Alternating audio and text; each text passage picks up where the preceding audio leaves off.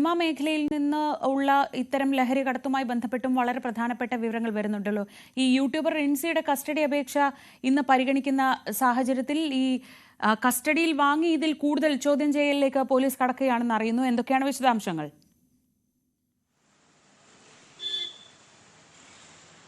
ശ്രീജ, കഴിഞ്ഞ കുറച്ച് ദിവസങ്ങളായി നമ്മൾ ചർച്ച ചെയ്യുന്ന ഒരു വാർത്തയായിരുന്നു യൂട്യൂബറായിട്ടുള്ള റിൻസിയുടെ ലഹരിയുമായി പിടികൂടുന്നതും പിന്നീട് റിൻസിയുടെ സിനിമാ മേഖലയിലെ ബന്ധവുമെല്ലാം. ഇതുമായി ബന്ധപ്പെട്ട് ചിലരെയൊക്കെ പോലീസ് ഫോണിൽ വിളിച്ച് കാര്യങ്ങൾ അന്വേഷിച്ചിരുന്നു. ഒരു സംവിധായകനെ ഉൾപ്പെടെയാണ് വിളിച്ചത്.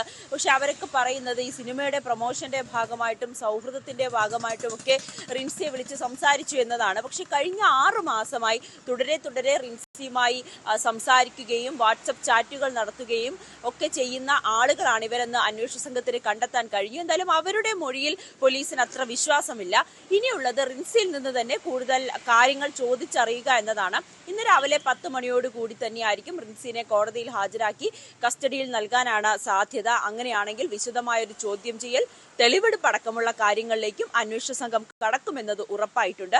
പ്രധാനമായും ഇനി അന്വേഷണ സംഘത്തിന് അറിയേണ്ടത് ഇവരുമായി പണമിടപാട് നടത്തിയിട്ടുണ്ടോ എന്നതാണ്. എങ്കിൽ മാത്രമേ ഈ സിനിമാ മേഖലയിലുള്ള സംവിധായകനെ ഉൾപ്പെടെയുള്ളവരെ വിളിച്ചു വരുത്തി ചോദ്യം ചെയ്യലടക്കമുള്ള കാര്യങ്ങളിലേക്ക് കടക്കാൻ കഴിയുകയുള്ളൂ. നിലവിൽ അവർക്കെതിരെ തെളിവുകളൊന്നും തന്നെയില്ല. റിൻസി പറഞ്ഞ മൊഴിയുടെ അടിസ്ഥാനത്തിലാണ് ഇവരുമായി ഫോണിൽ സംസാരിച്ചത്. പക്ഷെ ഇവരുമായി പണമിടപാട് നടത്തിയിട്ടുണ്ടെങ്കിൽ അത് തീർച്ചയായും അന്വേഷണ സംഘത്തെ സംബന്ധിച്ച് നിർണായകമായിട്ടുള്ളൊരു നീക്കം തന്നെയായിരിക്കും. അവരെ ചോദ്യം ചെയ്യാനും വിളിപ്പിക്കും. ഒപ്പം തന്നെ കൂടുതൽ ആളുകൾ ഇതിൽ ഉൾപ്പെട്ടിട്ടുണ്ടോ, റിൻസി ബംഗളൂരിൽ നിന്നും ഡൽഹിയിൽ നിന്നുമൊക്കെയാണ് ലഹരി വാങ്ങുന്നതെന്നാണ് അന്വേഷണ സംഘത്തിനോട് പറഞ്ഞത്.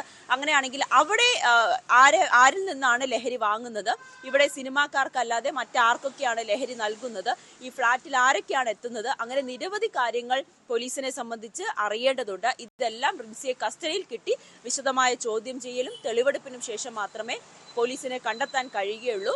ഒപ്പം റിൻസിയുടെ ഫോണും ശാസ്ത്രീയ പരിശോധനയ്ക്കായി അയച്ചിട്ടുണ്ട്. അതിന്റെ ഫലം കൂടി വരണം. ഈ കുറച്ച് ഓഡിയോ റെക്കോർഡുകൾ ഡിലീറ്റ് ചെയ്ത നിലയിലാണ്. അതിൽ ഈ സിനിമാ താരങ്ങളുമായി ബന്ധപ്പെട്ട ഓഡിയോയാണ് ഡിലീറ്റ് ചെയ്തിരിക്കുന്നത്. അതെല്ലാം തിരിച്ചെടുത്ത് എന്താണ് അതിലെ നിർണായകമായിട്ടുള്ള വിവരങ്ങളും എന്നറിയുന്നതിന് വേണ്ടി കാത്തിരിക്കുകയാണ് പോലീസ്. ശരി, നവമി ദിനേശാണ് വിവരങ്ങൾ നൽകിയത് കൊച്ചിയിൽ നിന്ന്.